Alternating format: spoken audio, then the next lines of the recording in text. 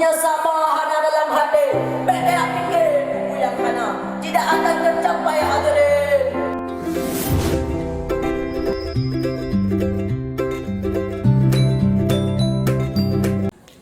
Assalamualaikum warahmatullahi wabarakatuh. Waalaikumsalam warahmatullahi wabarakatuh. Alhamdulillahi rabbil alamin. Ashhadu an la ilaha illallah wal malikul haqqul mubin. Wa ashhadu anna Muhammadar abduhu wa rasuluhu sadiqul wa'dil amin. Allahumma salli wa sallim wa barik ala sayyidina Muhammad wa ala alihi wa ashabihi ajma'in. Amma ba'du. First of all, let us say praise be to Allah, the Lord of the Master of the Jasmine and the Christian manifest in the partner. Secondly, we don't forget the best one people and what the Prophet Muhammad sallallahu alaihi wasallam. Yes, doa jahiliyah, era anti-Islamiyah. Kata-kata ketakliman kepada ayahanda kita bersama, yaitu kepada pimpinan Dayah Darul Irfan beserta keluarganya, dan kata-kata ketakliman selanjutnya yaitu kepada Tunku Imam yang mulia dan kepada Bapak Gesyik dan kepada perangkat desa kita dikasumi langkah ke tempat yang sangat berbahagianya.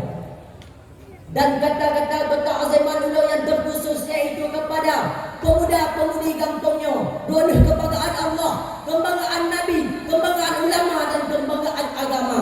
Karena Nabi Nabi pegah at-tinu fi yadil fata, agamanya oleh Nabi akan dipulangkan kepada pemuda tersebut, yang mana pemuda tersebut nak ilmu yang memadai. Dan kata-kata ketakliman ulangnya setinggi-tingginya yaitu kepada Dewan Juri yang ahli dan bijaksana yang telah menilaikan kami dengan nilai yang tertinggi, karena Dewan Juri sayang kepada kami. Acara pidato saya yang pertama yaitu sabar dan istiqamah penentu kesuksesan. Kesuksesan merupakan suatu yang kita inginkan, suatu yang kita cita-citakan. Allah memang menciptakan manusia dalam keadaan yang berbeda-beda. Ada tinggi martabatnya, ada pula yang rendah. Ada yang kaya laksana raja, ada pula yang miskin bagaikan sinila. Akan tetapi jalan menuju kesuksesan yang sama. Kesuksesan merupakan suatu yang kita inginkan, suatu yang kita cita-citakan. However, jalan menuju kesuksesan tidak mudah hadirin, penuh dengan rintangan, cobaan, hinaan dan lain sebagainya. Lalu, bagaimanakah sikap seseorang dalam menghadapi berbagai rintangan, cobaan yang terdapat dalam perjalanan seseorang menuju kesuksesan? Berbicara dengan kata-kata sama, sabar merupakan suatu kata yang sering kita ucapkan, kata yang menjadi penghibur hati dikala cobaan menghampiri, kata yang menjadi penenang jiwa dikala gundah gulana sedang melanda, kata yang kesempurnaannya, ketakwaannya pada Allah. Maka sudah sepatutnya dan selayaknya hadirin seseorang yang mendapatkan kesuksesan dikarenakan keimanan dan ketakwaannya telah benar-benar kepada Allah. Hal tersebut telah dicontohkan oleh seorang pemuda padang pasir yang lahirnya tanpa mengenal seorang ayah, namun 40 tahun kemudian beliau mampu menerangi ke seluruh pelosok-pelosok dunia. Yang bertitel Habib Allah, berpangkat Rasulullah, beliau adalah baginda Rasul Muhammad sallallahu alaihi wasallam. Di saat beliau menyebarkan agama Islam yang diperintahkan oleh Allah, beliau sering dicaci maki, dihina, bahkan beliau pernah dilempari dengan kotoran unta. Namun bagaimanakah sikap beliau hadirin? Apakah beliau ingin memusuhi kaum kafir Quraisy, ingin membalas dendam terhadap kaum kafir Quraisy, ingin memarahi kaum kafir Quraisy? Tidak hadirin, caci maki yang mereka lontarkan kepada baginda Rasul malah pujian yang menjadi balasan. Kotoran unta yang mereka lemparkan kepada baginda Rasul malah senyuman yang diperlihatkan. Sungguh menakjubkan hadirin. Alhasilnya sang lawan menjadi kawan penyembah berhala Lata dan Uzza, menjadi penyembah Allah Azza wa Jalla. Allah Azza wa Jalla, itulah kesuksesan bagi baginda Rasul yang tidak luput dari sifat kesabaran yang dimiliki oleh beliau. Maka bila kita ingin menjadi orang-orang yang bersukses, laksanalah baginda Rasul, insya-Allah kesuksesan pun akan kita miliki. Sino dimila tempat lelahir, dibinah le la puting raya menyasabah hana dalam hati beda fikir buku yang hana tidak akan tercapai hadirin dewan juri yang ahli dan bijaksana, kaum mak yang berbahagia dan kaum ayah yang mulia. Kesabaran di atas segala ujian dan cobaan yang diberikan oleh Allah. Uang semakin hari semakin tidak ada, dompet selalu tipis, anak istri menjadi menangis, kehidupan pun semakin krisis. Itulah yang patut kita syukuri. Seseorang yang senantiasa mensyukuri nikmat daripada Allah, baik dalam cobaan, rintangan, hinaan dan lain sebagainya. Lalu maka bila kita ingin menjadi orang-orang yang bersukses, bersabarlah dikala cobaan menghampiri, rintangan pun menghadang. Yakinlah wahai saudaraku, pasrahlah dengan apa yang terjadi. InsyaAllah kesuksesan pun akan kita yang miliki. Yang kedua, kenakalan remaja awal hancurnya bangsa. Remaja ataupun pemudanya merupakan aset yang sangat menilai untuk sebuah bangsa.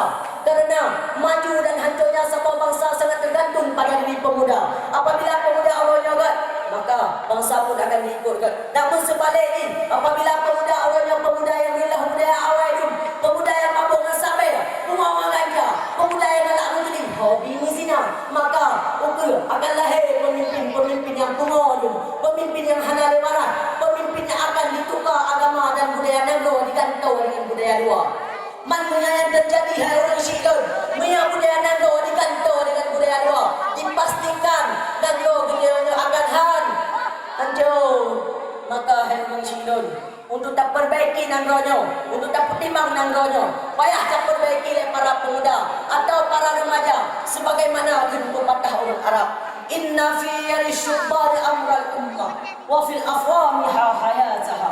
Sesungguhnya di tangan pemuda lah letaknya satu umat, dan di langkah mereka lah terdapat kehidupan umat.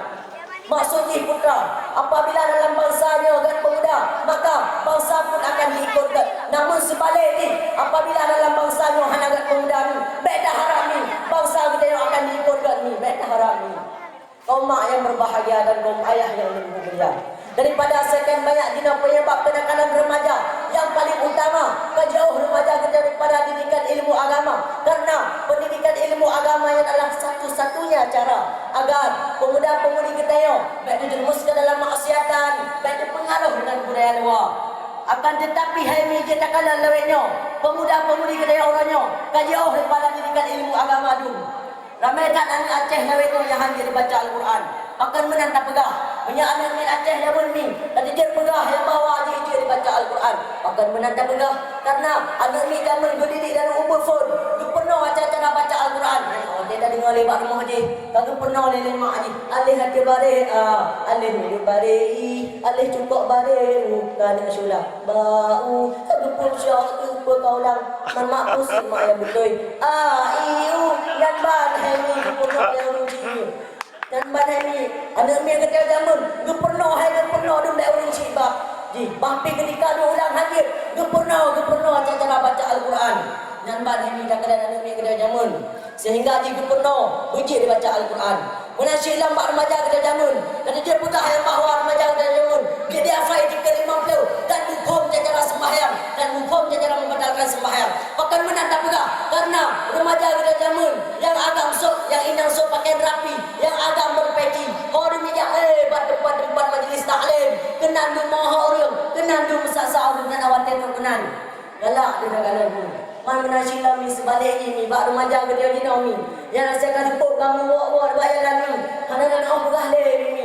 Yang inang so pakaian getak dada ujung kak ubai bola. Oh dia meja tempat karaoke ni. Yang bagi tak sabar ke lagu rekod India, Spanyol, Thailand, Korea, Inggeris, Jepang, Cina, apa je ni. Ulang lagi lagu Indonesia ni kan. Dan lagi lagu Syahrini, Sok Cantik maupun Ashanti. Okey, tak mula ni. Maka ni ada dia pegah le dia kena orangnya, dia dibaca Al-Quran dan mumpung cara sembahyang dan mumpung cara membatalkan sembahyang dan bukti yang pun ni kerana dia doa Aceh dia orangnya ni kerana ni. Marilah kita ajak pemuda-pemudi kita orangnya ke dalam majlis-majlis taklim, tak bekali generasi muda-mudi kita dengan dasar ataupun dengan ilmu pengetahuan agama, sehingga akan lahir pemimpin-pemimpin yang taat kepada Allah ataupun pemuda yang taat kepada kepada Allah dan pemuda yang ditim beribadah dan ujian pemimpin yang ditim beriman agama kita dan negara kita ataupun bangsa kita. Amin amin ya rabbal alamin. Akhirul kalam. Assalamualaikum warahmatullahi wabarakatuh. Waalaikumsalam warahmatullahi wabarakatuh. Yang mulia, sudah penampilan tunggu sebentar